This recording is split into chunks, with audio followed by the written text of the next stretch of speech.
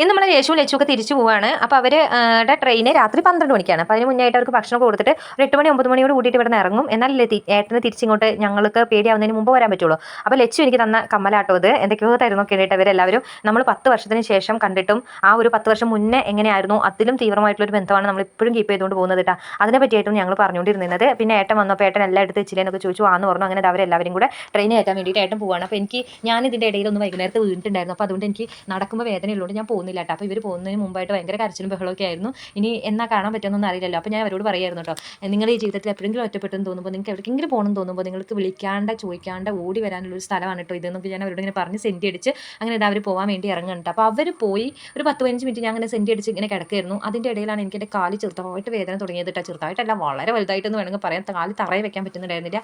അപ്പോഴേ ഏട്ടനെ വിളിച്ച് പറഞ്ഞു. ഏട്ടനെന്നുണ്ടെങ്കിൽ അവർ ട്രെയിൻ കയറ്റാൻ വേണ്ടി പോയതല്ല. അപ്പോൾ ഏട്ടൻ്റെ ഒരു ഫ്രണ്ടിനെയും വൈഫിനെയും വിളിച്ച് പറഞ്ഞ് അവർ വന്നിട്ട് അവരെന്നെ എടുത്ത് പൊക്കിയാണ് ഹോസ്പിറ്റലിലേക്ക് കൊണ്ടുപോയത്. എനിക്ക് ഒരു അടി പോലും കാല് വെക്കാൻ പറ്റുന്നുണ്ടായിരുന്നില്ല. അങ്ങനെ ഹോസ്പിറ്റലിൽ ചെക്കപ്പും കാര്യങ്ങളൊക്കെ ചെയ്തു. അപ്പോൾ പൊട്ടൊന്നുമില്ല, പക്ഷേ 3 ദിവസം റെസ്റ്റ് എടുക്കണമെന്ന് പറഞ്ഞു. പിന്നെ പെയിൻ കില്ലർ ഉണ്ട്, പിന്നെ മറ്റേ ഒരു മരുന്ന് അപ്പോഴേക്കും വേദന കുറയാൻ വേണ്ടിയിട്ട് കൈമക്കൂടെ കയറ്റിയിട്ടുണ്ടായിരുന്നു. അപ്പോൾ അതുകൊണ്ടൊക്കെ എൻ്റെ വേദന ഒന്ന് നോർമൽ ആയിട്ടുണ്ടായിരുന്നു. പിന്നെ ഏട്ടൻ വന്നിട്ട് ഞങ്ങൾ വീട്ടിലെത്തുന്നത് ഒരു 1:30-2 മണിയായിട്ടുണ്ട് കേട്ടോ രാത്രി.